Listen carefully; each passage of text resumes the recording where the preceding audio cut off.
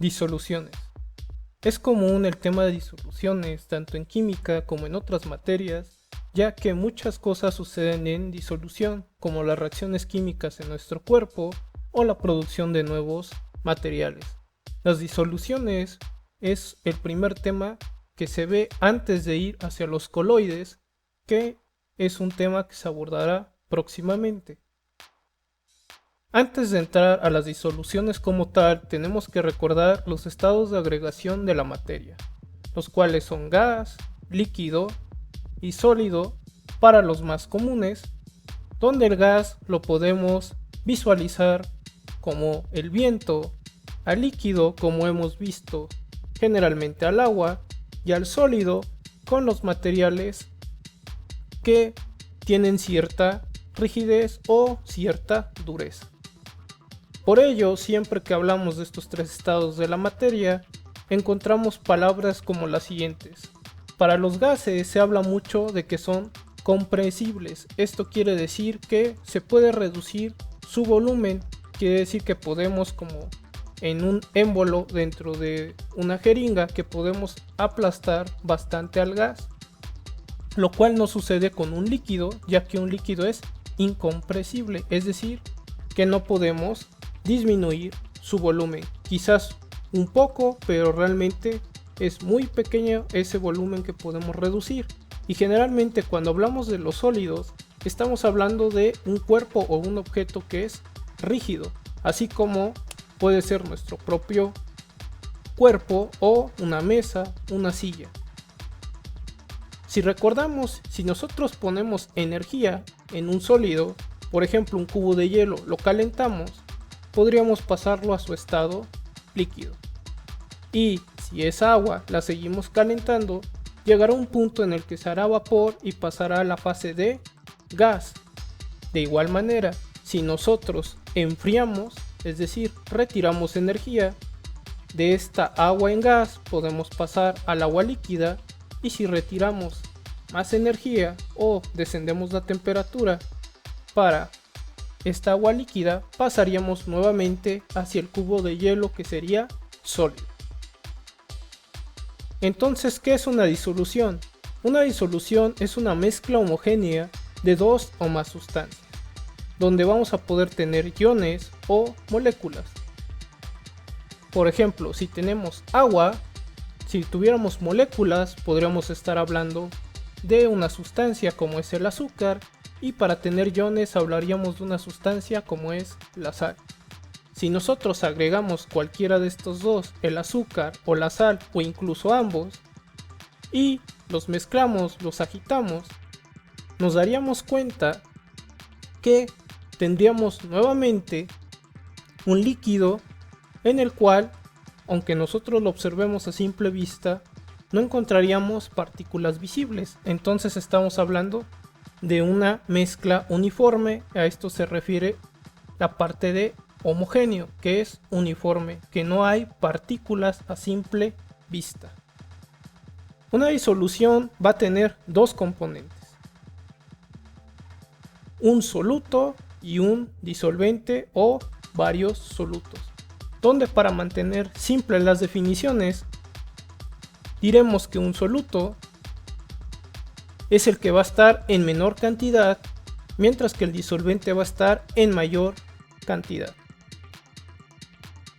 Nuestras disoluciones no van a ser solo líquidas. Las disoluciones también pueden ser gaseosas y sólidas. Un ejemplo de una disolución gaseosa es el aire, donde encontramos gases como el oxígeno, el nitrógeno o el hidrógeno, y nosotros a simple vista no podemos diferenciar alguno de estos. En las líquidas, nosotros encontraríamos, por ejemplo, a los refrescos o las bebidas carbonatadas, como sería el caso, que tendrían agua y dióxido de carbono. Las burbujas que nosotros observamos en este tipo de bebidas es el dióxido de carbono que estaba disuelto en esta disolución líquida. Y por su parte, las sólidas, las más comunes, son las aleaciones de los metales, como es el caso del electrum, donde tendríamos oro y plata. Entonces, ¿cómo podemos obtener estas disoluciones? Sean gaseosas, sean líquidas o sean sólidas. Las disoluciones gaseosas podemos combinar un gas y otro gas, un gas y vapor de otro compuesto o vapores de diferentes compuestos. Como se había mencionado en el aire.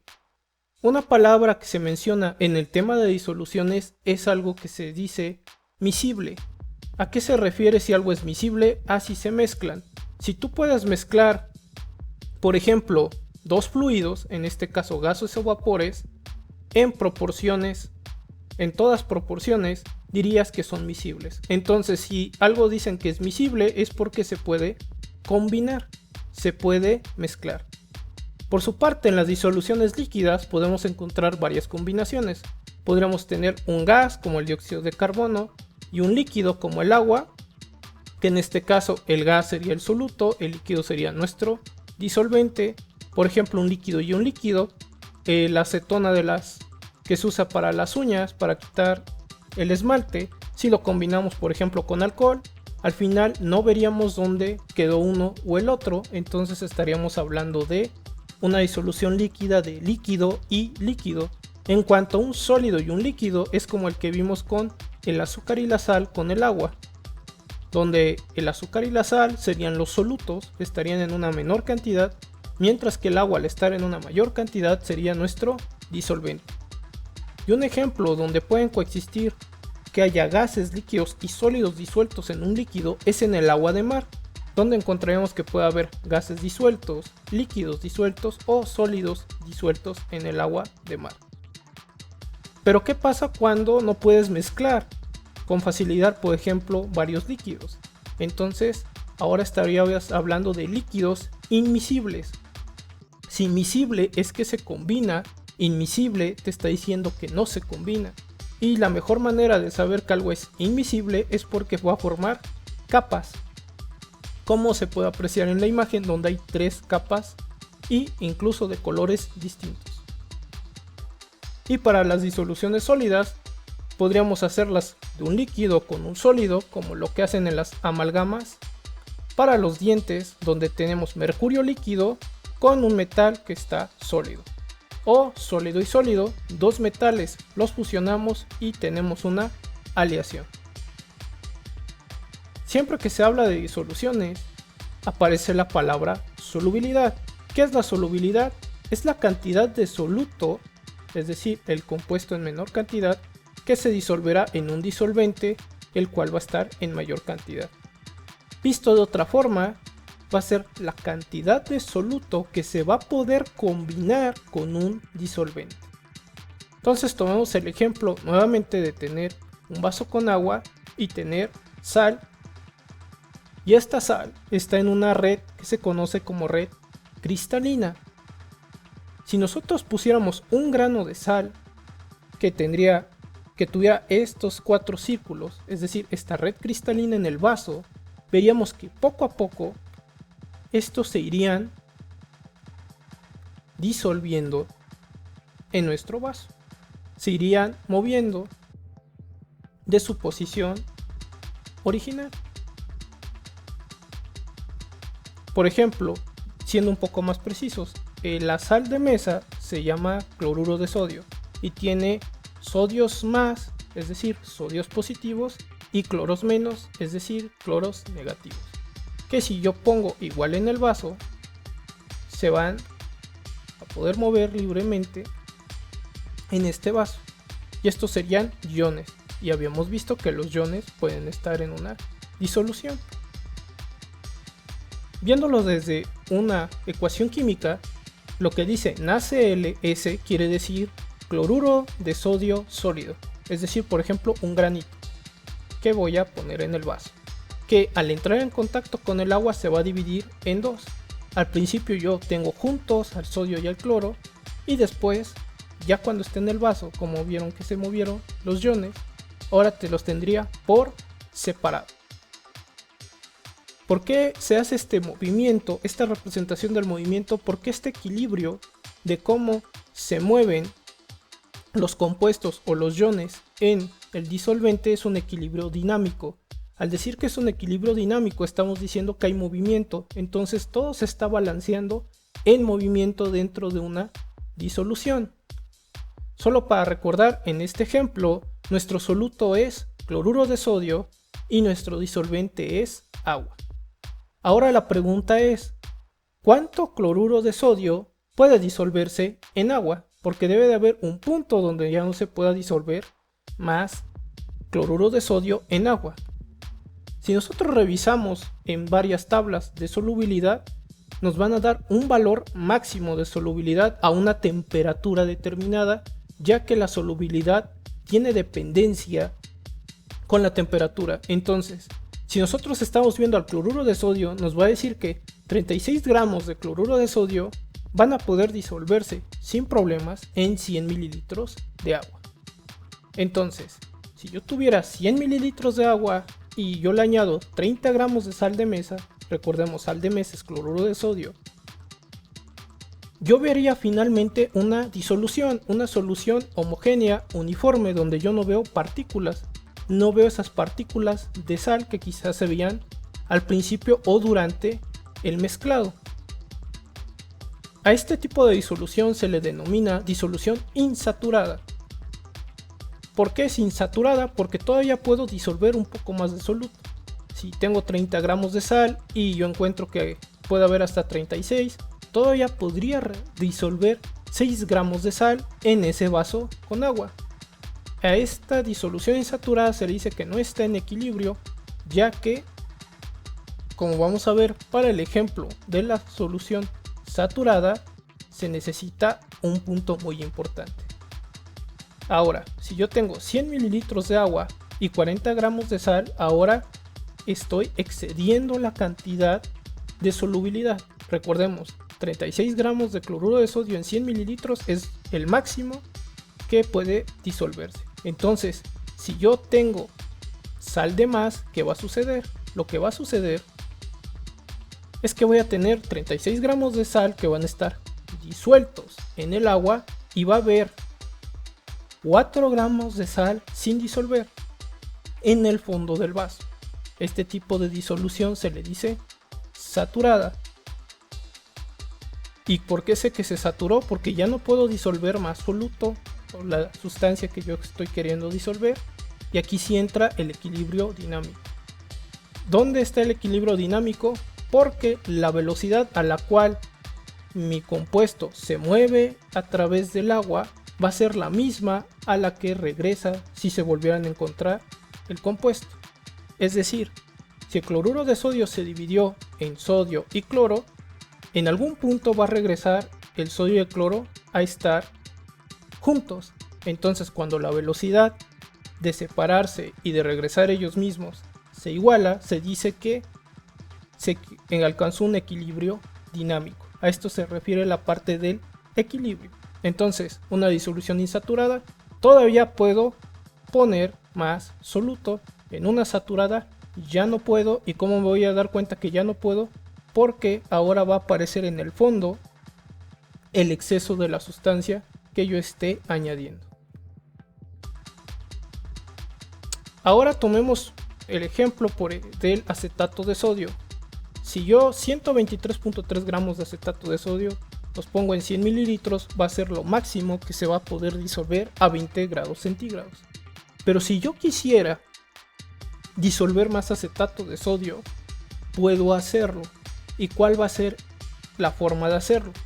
Voy a tomar esos otra vez 100 mililitros de agua y ahora voy a agregar 162.9 gramos de acetato de sodio, y ahora lo que voy a hacer es ir calentando el agua mientras yo agrego el acetato de sodio.